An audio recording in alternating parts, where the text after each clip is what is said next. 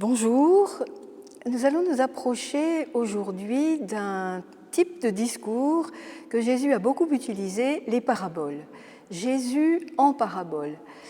Ce qui est particulier dans les paraboles, c'est qu'il ne faut pas se limiter à une seule interprétation, même si parfois il y a une explication de la parabole dans le texte de l'Évangile lui-même, mais je crois qu'il y a plusieurs interprétations possibles et je vais en regarder une qui concerne justement la personne de Jésus.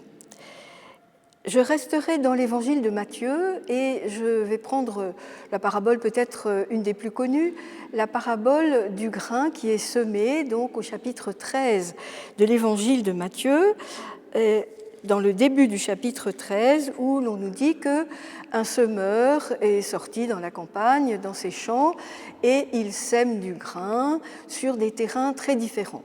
Et on a l'habitude effectivement de commenter les différents terrains qui nous concernent tous. C'est nous qui sommes parfois confus ou secs ou broussailleux ou qui nous fermons véritablement à ce qui est semé. Ce qui est semé, eh bien, c'est le grain. Et le grain, dans l'histoire racontée par l'Évangile, c'est la parole de Dieu. La parole, comme nous dit, alors là je vais chercher dans l'Évangile de Jean, la parole, le Verbe, c'est Jésus lui-même.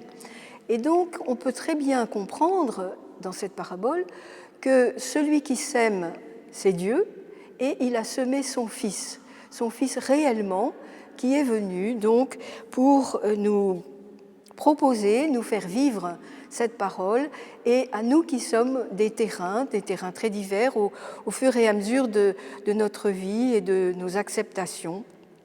Nous sommes ces différents terrains. Une autre parabole, plus encore, nous permet de voir la personne de Jésus. C'est la parabole des ouvriers envoyés travailler dans une vigne à l'appel d'un patron de terrain viticole, et c'est au chapitre 20 aussi de l'Évangile de Matthieu. On sait que dans cette parabole, tout au long d'une journée, sont déclinés des temps. D'abord, une première embauche se fait d'ouvriers au matin, et puis on nous parle de la 3e heure, de la 6e heure, de la 9e heure, de la 11e heure, et puis du soir venu. Je pense que l'on peut rapprocher cela du seul autre moment dans la vie de Jésus, et c'est à la toute fin de la vie de Jésus, où sont énoncées aussi des heures de manière aussi précise. Il s'agit de la dernière journée de Jésus, et je pourrais dire, pour faire le rapprochement avec cette histoire d'embauche d'ouvriers, c'est la dernière journée de travail de Jésus. Nous voyons bien que les horaires seront là aussi précisés. Au matin, c'est donc dans le chapitre 27 de Matthieu, au matin, Jésus est conduit devant Pilate, qui va atermoyer, mais finalement prendre sa décision de condamner Jésus à cette mort sur la croix. Et puis il y a la 3e heure, c'est-à-dire à peu près 9 heures du matin, heure à laquelle Jésus est crucifié sur le Golgotha. Et puis on nous parle de la 6e heure, qui commence la véritable agonie de Jésus. Il est précisé d'ailleurs que cette 6e heure, alors que c'est l'heure de midi, la 6e heure dans le compte latin, c'est vraiment le milieu de la journée comptant 12 heures. Donc à midi, à l'heure de l'ensoleillement le plus important, il est précisé que l'obscurité se fait sur toute la terre, c'est-à-dire que cette agonie de Jésus, qui va durer 3 heures jusqu'à la 9e heure, eh bien, elle se fait dans le sombre, dans une certaine intimité avec Dieu. La 9e heure, donc, c'est le moment où Jésus rend son âme à son Père, et puis de la 11e heure, il n'est pas question, on ne peut plus rien en dire, Jésus est mort.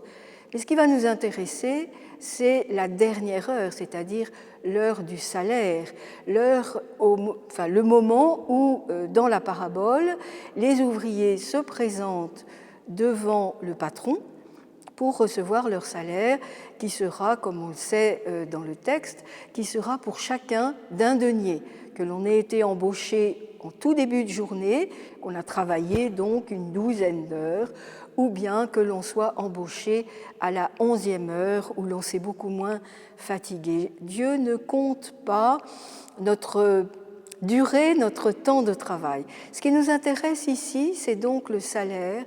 Et le salaire pour Jésus mort au Golgotha, c'est le tombeau. Il reçoit un tombeau de la part d'un homme riche, Joseph d'Arimathie, et ce tombeau est absolument essentiel car si Jésus avait été jeté comme tous les condamnés dans une fosse commune, on n'aurait jamais pu identifier un tombeau vide, on n'aurait jamais pu constater la résurrection. Donc ce tombeau, c'est véritablement le salaire de Jésus, ce qui lui est dû et qui va permettre finalement le départ de l'Église. Avec cette lecture de Jésus qui est véritablement une icône des paraboles, eh bien, nous pouvons, ce n'est pas la seule lecture, mais nous pouvons regarder Jésus ne serait-il pas ces perles qu'il ne faut pas jeter au pourceau, ou bien ce talent qu'il ne faut surtout pas enfouir en terre pour qu'il ne produise rien et qu'on le rende tel quel au propriétaire? Ne serait-il pas le trésor, là aussi au chapitre 13, le trésor qu'il faut à tout prix découvrir et qui va réjouir notre existence? Ne serait-il pas le fils héritier que certains ont voulu mettre dehors et même mettre à mort? Ne serait-il pas cet époux que 10 jeunes filles veulent éclairer de leur lumière au matin des noces?